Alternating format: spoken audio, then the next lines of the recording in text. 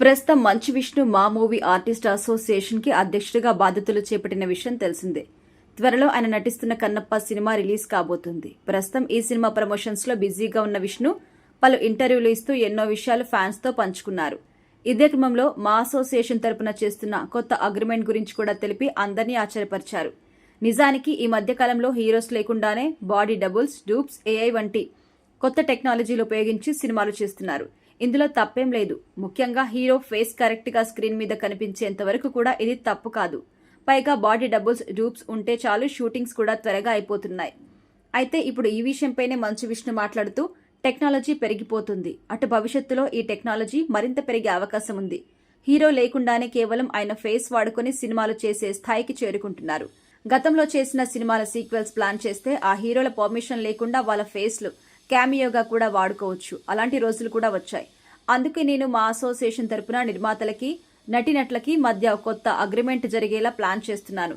ఇకపై హీరోస్, నటీనటుల ప్రమేయం, పర్మిషన్ లేకుండా తమ ఫేస్ వాడడం, సీక్వెల్స్ చేయడం లాంటివి ఇకపై చేయకూడదు అనే అగ్రిమెంట్ ను తీసుకురాబోతున్నాను.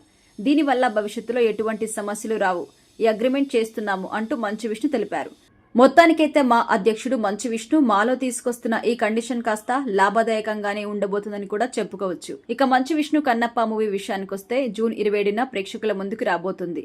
మోహన్ బాబు, మంచు విష్ణు, మోహన్ లాల్ పలువురు భారీ తారాగణంతో ఈ సినిమా తెరకెక్కుతోంది. అంతేకాదు మంచు విష్ణు ఇద్దరి కూతుళ్లు కూడా అరియానా వివియానాతో పాటు ఆయన కొడుకు కూడా సినిమాలో నటిస్తున్నారు. ఈ సినిమా 24 frames factory banner, AVA entertainment banners పై మోహన్ బాబు నిర్మిస్తున్నారు.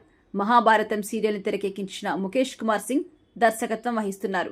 ఈ సినిమాకి పరుచూరి గోపాలకృష్ణ, జి నాగేశ్వరరెడ్డి, ఈశ్వరరెడ్డి, తోట ప్రసాద్ కథ అందించగా మణిశర్మ సంగీతం అందిస్తున్నారు. ఇప్పటికే ఈ సినిమా నుండి రిలీజ్ అయిన పోస్టర్స్ ప్రేక్షకుల్ని పెద్దగా ఆకట్టుకోలేదు. అటు టీజర్ విషయంలో కూడా భారీ ట్రోల్స్ ఎదుర్కొంటుంది ఈ సినిమా. జూన్ 27న ప్రేక్షకుల ముందుకు రాబోతున్న ఈ సినిమా ఎలాంటి విజయం అందుకుంటుందో చూడాలి మరి.